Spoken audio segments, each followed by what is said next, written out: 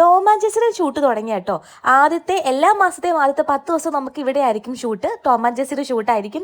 ഇവിടെ സീനുകളെല്ലാം നമ്മൾ കാണാതെ പഠിച്ച് വേണം പെർഫോം ചെയ്യാൻ.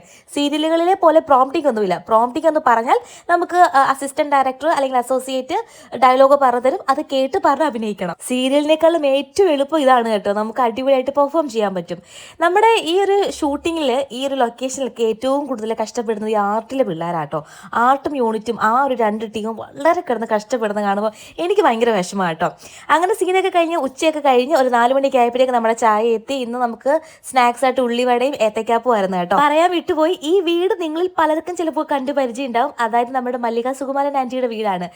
പൃഥ്വിരാജിൻ്റെയും ഇന്ദ്രജിത്ത് ഏട്ടൻ്റെ ഒക്കെ വീടാണ്. അപ്പം ഈ വീട്ടിലാണ് നമുക്ക് ടോം ആൻഡ് ജെസ്സി ഷൂട്ട് ചെയ്യുന്നത്. നേരത്തെ ഒരുപാട് സീരിയലുകളുടെ ലൊക്കേഷനും കൂടി ആയിരുന്നു കേട്ടോ ഇത്. അപ്പോൾ ഈ ഒരു ദിവസം ഞാൻ എൻ്റെ ഹോം ടൂർ ചെയ്ത് കാണിച്ചു തരാം. അവരിപ്പോൾ ഇവിടെ താമസമില്ല, ഫുൾ ഫാമിലി ആയിട്ട് കൊച്ചിയിലോട്ട് ഷിഫ്റ്റ് ചെയ്തു കേട്ടോ. അപ്പോൾ ഇനി ചായയൊക്കെ കുടിച്ചു ഒന്ന് റെസ്റ്റ് ചെയ്തെടുക്കുമ്പോഴത്തേക്ക് നമുക്ക് അടുത്ത സീനുള്ള സമയമായി. Tata bye, see you. ഡ്രസ്സിൻ്റെ ലിങ്ക് വേണമെന്നുണ്ടെങ്കിൽ മുകളിൽ കൊടുത്തേക്കാവേ.